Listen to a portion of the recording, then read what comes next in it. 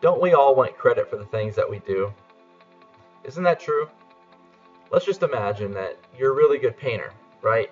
You go out by the ocean, you look up at the mountains, and you're painting the mountain, the sun, and the big trees, palm trees, and you're out there at the ocean, and then a guy named Scott is out there. He's flying his drone, and he's catching the surfers, right? Go along the wave, doing tricks and stuff, and then some dolphins pop out of nowhere and they start going in with the surfers, and I'm filming this on my drone. The other person's painting the picture, and it's just so beautiful, right? And I made the video, the other person made the beautiful painting. But my question is, wouldn't we want to be recognized for the things that we create? Okay, you guys, does that make sense? Like if that person made a beautiful painting, sold it for $100,000, and he had his name at the bottom right, Joe Bob, right? And what if someone bought that painting, put it up in their house, but when someone asked them, hey, who made this painting? Who created this? And you weren't recognized, how do you think you would feel? Let's say someone's on YouTube, right? And they see this awesome video of this guy flying his drone, catching dolphins and stuff. And at the end of the video, it doesn't say who created it. No one is recognized like, hey man, that was an awesome video. Keep up the good work. Great job. No recognition is being done. How do you think you would feel if nobody recognized your work? Okay? Who are you giving credit to? And so I want to share with you some photos that I found here on the internet of creation at its finest. Okay, actually in the womb, my friends. You see, scientists, they're not even convinced. Is it creation or is it evolution? Not even scientists can figure out who created everything. Okay, they're not even in alignment, okay? Because the facts show what the facts show. And that we were created, and you can see here in these beautiful pictures of the elephant in the womb. And then you got some polar bears right here. Even a snake. I don't like snakes, but a lot of people don't. Look at this beautiful dolphin. Isn't that awesome, guys? Do you know that this was actually created? Life is a creation. And so who do we give credit to? Right? I mean, the Bible talks about who's our creator. The Bible is a manual for life. I mean, think about all the wisdom that the Bible has. Every single book in this world has information that the Bible is the source of that information.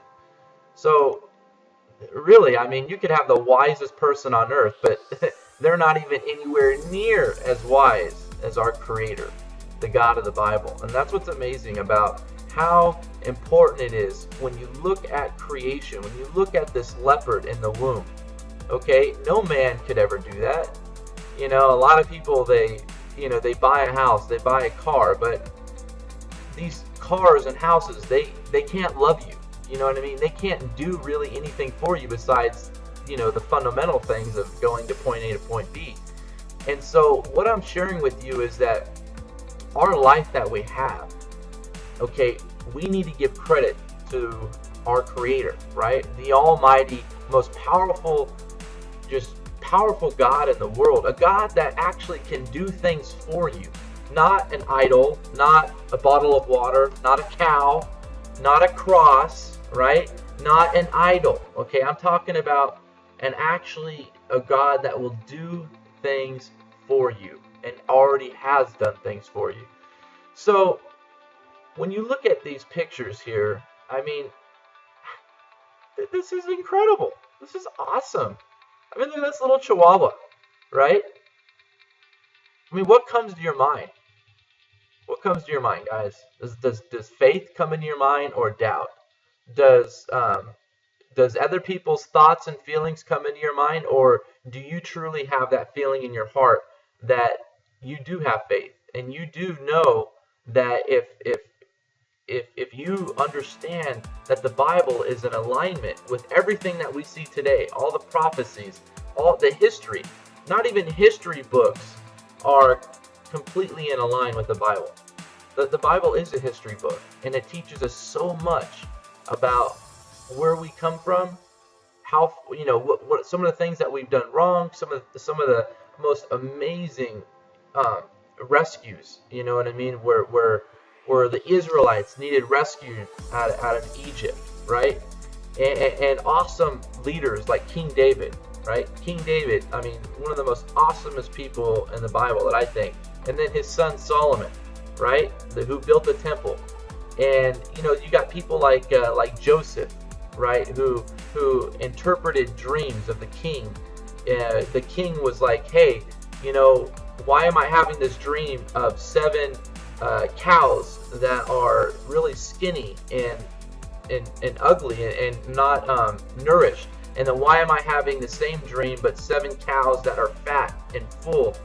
And Joseph depicted this dream, and he said you're going to have 7 years of good and plenty of food and 7 years of famine. And so these are people that were inspired from our amazing God to give us the information that we need today to be successful in life, right? There's many books out there. There's many people who think that they know it all, but the ultimate source of wisdom is our God. And our God's name is Yahweh. And Yahweh translated in English is Jehovah. And, you know, there's thousands of languages out there, but ultimately Jehovah is the God of the Bible if you're English, right?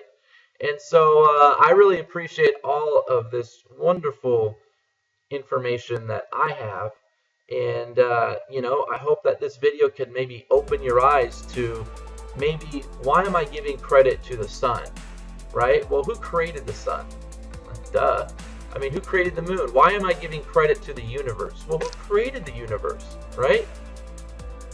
That's what I'm saying, guys, is that we give credit to all these different things, but ultimately, how were they created?